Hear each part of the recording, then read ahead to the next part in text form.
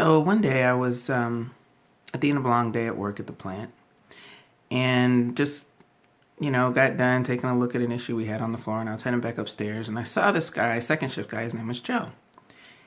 For many years, as many years as I've been there have been regular conversation about how difficult it was for Joe to get Joe to wear his earplugs and things like that.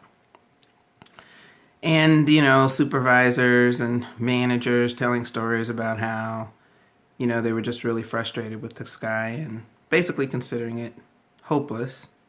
And we used it as a commentary on, why safety is so difficult, right? And the commentary usually went something like, well, if people don't care, there's only so much you can do, which always sounded to me like an easy way out. But, far be it from me to try to step into someone else's shoes and tell them what they should have been doing. So one day I saw Joe and, wanted to just say hi to him, waved at him typically when I was walking by. And this happened to be one of those days when he wasn't wearing his hearing protection. So I walked up to him and I was like, hey, how you doing? And he was like, oh, I'm good. So I asked him, how the shift had been going so far. And he told me, we're making general conversation. And I said, hey, Joe, I need you to put your earplugs in. And he was like, oh, I don't need to put those in. I said, why not? He said, well, I already can't hear. And so why bother putting them in? And, as many years as I've been in stamping, I'd heard this story so many times before. So I said, well, if you already can't hear, why wouldn't you put your earplugs in? He said, well, what's the use? And I said, well, do you have grandkids? I said, I thought you had some grandkids. I thought I saw some pictures at your toolbox. And he said, well, yeah, I do. And I said, how old are they? And he said, well, the oldest one's 9, and then the youngest one is, I think he's 6 now, and then I've got a 4-year-old little girl, and I said, oh man, that's awesome. He said, yeah, they're really great. And I said, well, do they ever talk to you about, how sometimes they say things and you don't hear them? And he said, well, yeah, they do. They're always telling me that, they said something and I didn't respond, or they said something and I didn't hear them. And, and I joke with them about how they didn't really say anything, or how they need to talk louder when they're around me, and all that good stuff. I said, well, have you ever thought about all of the things that they're doing when they're not even actually talking to you, but they're around and you can't hear it and enjoy it? Remember those times when you could hear conversation going on around you and took joy just in that? And he said, well, actually, no, I hadn't thought about that. And I said, and Joe, if your hearing gets worse, then you're going to hear less. He said, well, yeah. He said, but, they'll just razz me. I said, but think about what you're missing. And think about how much they want you to participate. I bet they like it when they come over to see you. What do they call you? They call you grandpa? They call you, granddad? What do they call you? He said, oh, they call me Pops.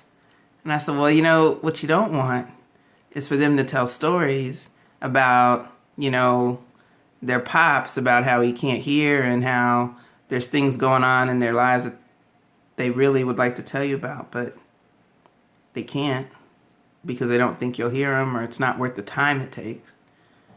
He said, yeah. I said, well, if you put in your earplugs now, then it won't get any worse, and you won't hear any less than you're hearing right now. And he was like, oh, He said, well, okay. So, he had put them in while we were talking. He had put those earplugs in. And time after time for the last several years, and probably for the last forever, he put them in when someone told him to. But the question was, what was going to make him keep them in, right? And so when I left, I just said, hey, Joe, I said, look, I said, you know me. I said, I'm all about, people working hard and people being happy.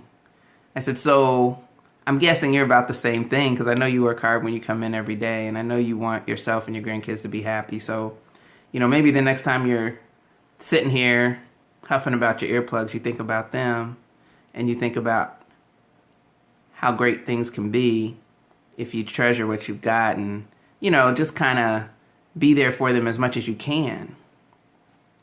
Maybe that's what does it. I said, because I get this GM thing, right? Me talking to you about earplugs and whatnot, but your grandkids don't get it. So I'm hoping that you can think about that. And he just looked at me and smiled. So I told him, have a good day. You know, and I went up and wrapped up the day and went home. And after that point, you know, it was really interesting because no one came around really cheering about the fact that Joe was wearing his earplugs, but everybody noticed it. And everyone wondered what happened. And so one day the supervisor came to me and said, hey, you know, Telva, I asked Joe what had caused him to start wearing his earplugs more frequently and all the time now. I never have to talk to him at all anymore. And he mentioned your name, but he wouldn't really tell me what you guys talked about. He said, you know, did you go talk to him? I said, yeah. And he said, well, you know, what'd you say? And I just said, well, I just asked him to think about what matters most to him, because the fact that I care about his safety doesn't matter nearly as much as him caring about his safety. And so from that day on, for the rest of the time that I was there, Joe wore his earplugs every day. And I would see him and he would talk to me about the fun he had with his grandkids the weekend before and how he was looking forward to seeing them again. And he would even joke about, you know, how his wife was wondering if something was going on because he was actually listening to her. So, you know, life was good. And hopefully from that point forward, at least, he didn't have any more hearing loss. So safety is really a lot less about the rules and regulations that we have, and it's a lot more about, you know, what we can say to people and what we can do to help people understand how valuable they are. And it doesn't necessarily have to just be about work. It doesn't necessarily just have to be about following a rule so someone doesn't write you up or so that it doesn't get caught in an audit. It's really about caring.